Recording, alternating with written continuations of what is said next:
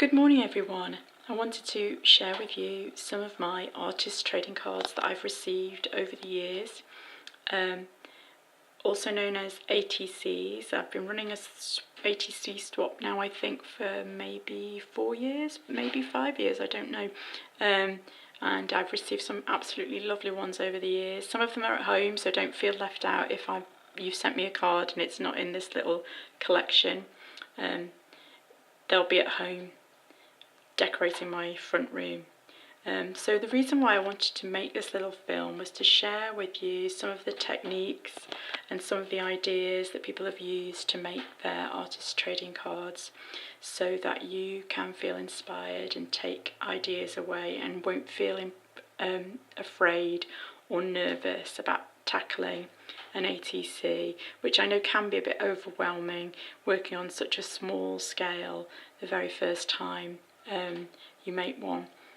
That you'll find loads of info on my blog. If you look back through posts, if you search for ATCs, there's guest posts written by people about how they've constructed their cards, how they've made the back. So you needn't feel worried, just go for it and enjoy it, and we're really glad to have you supping along with us. So my cards, looking lovely against the sunshine at Industrial Spode in Stoke this morning. The first one I wanted to show you, you probably guess if you're a Jane Austen fan, is inspired by Pride and Prejudice, and it's Mr. Darcy and Lizzie getting married, and it was made by Geraldine Miller when we did a book themed ATC swap. Absolutely love it.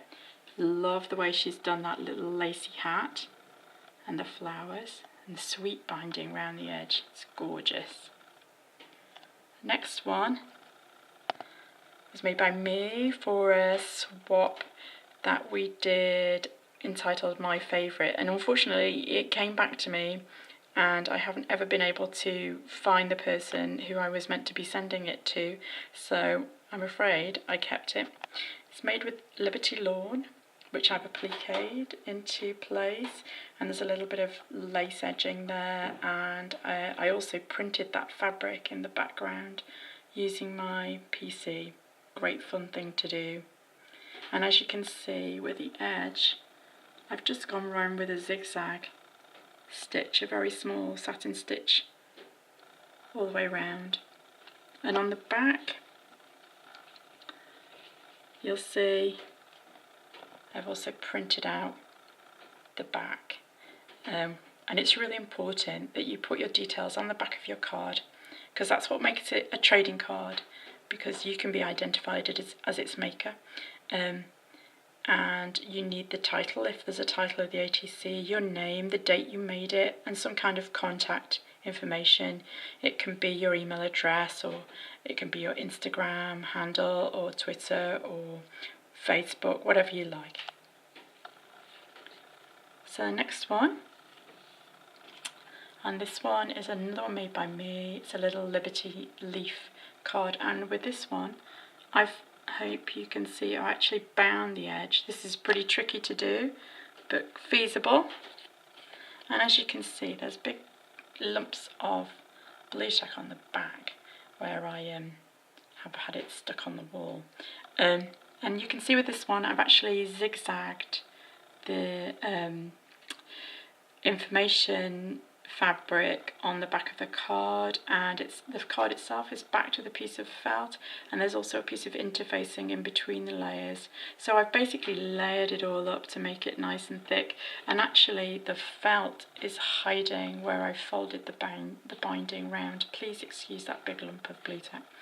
And what else did I want to say about that? I think that's everything. Oh no, the other thing I wanted to say, with this card I've written the info with a micron pen, which is archival, and so if the card gets damp or anything, the ink won't be damaged, so the ink will always stay there and it won't run or anything like that or go smudgy. So that's another good way of putting the info on the back of your card. The amazing ATC next to that one is by Simiwara, who's a long time swapper in the ATC swaps. Hope you can see that. It's a bit bright in the background.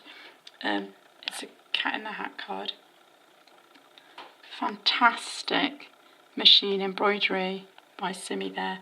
And as you can see, she's finished the card by zigzagging around the edge and then just trimming off the excess fabric, and that's a really great way to finish a card if you're a beginner. Here's another one by me that I made very early on when I was just playing around with ATCs for myself. This one is just a sampler of blackwork stitches, which I really enjoyed doing. And on this one I've just folded the fabric round to the back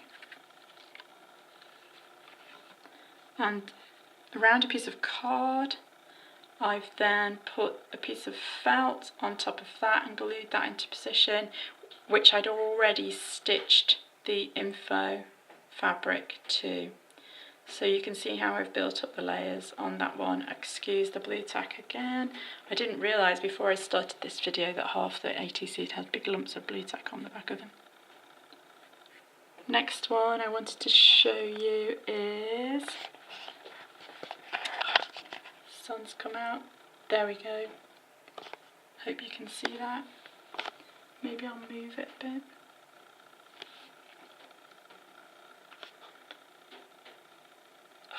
So annoying that I can't get this into shot. There, that's better. So this is by Alex McLaughlin, and it's a really sweet little card with gorgeous zigzags all around the edge, and Alex has used free motion embroidery, hand embroidery, a bit of applique, loads of lovely Liberty scraps and a cute little button. You can basically use anything you like on these cards. As long as you're not going to end up making them far too thick, because they need to be only 2 or 3 mils thick, but otherwise there aren't any rules. Gorgeous. I'll just put that one back up there. Down here, another one by Geraldine, who I think sent me this just as a gift, which was very kind of her. Sweet little hedgehog hibernating. Very appropriate for this time of year when I'm sure lots of hedgehogs are building up for hibernating time. And again, that's finished off really neatly around the edge, backed with felt again, and then just hand stitched around the edge. Fantastic. Some gorgeous free motion embroidery by Alison Rimmer here. Love this one, love the sentiment. And anyone who visits my studio always comments on this lovely card. It's finished really simply, backed on some felt, and then Alison has gone around the edge just with a straight stitch a few times. Really nice, simple way to finish the card. This one's by me, just finished. And it's, yeah, that one's got a bound edge, very tricky to do. As you can see, I wasn't entirely successful because it's a bit lumpy.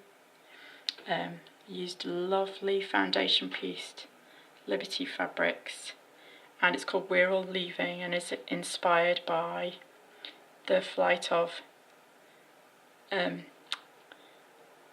name of the bird has just completely gone out of my head. Swifts to Africa at this time of year. Don't know why I lost that word then. Finally, this amazing piece of work by B. Ribeiro. Some gorgeous 1/4 inch Liberty hexagons. I think they're all Liberty. Interspersed with these amazing tiny bits of embroidery. Can you see the lovely bee? And the Union flag. And the strawberry. And the cloud. And the flower. Bee was very thoughtful and put the little berry on to reflect my blog name. And the little bee on because that's her name. Absolutely gorgeous, gorgeous work. And as you can see, Bee's had fun with the edge. And this is just backed onto some felt again. And then there's another piece of felt hand stitched onto the back with all the information on that Bee needed to include. So that's all my cards that I've got at the studio. I hope you've enjoyed seeing them and finding out more about them. Please excuse my little hiccups where I forgot my lines. I'm not great at public speaking, but I really hope that you will enjoy taking part in this swap, and please don't feel nervous. Do get in touch if you've got any concerns or worries. I'm always really happy to help, and other people who are involved in this swap are also really happy to help too. So do let me know if you need any more info, and enjoy the swap. Enjoy making your textile ATCs. Thanks for watching.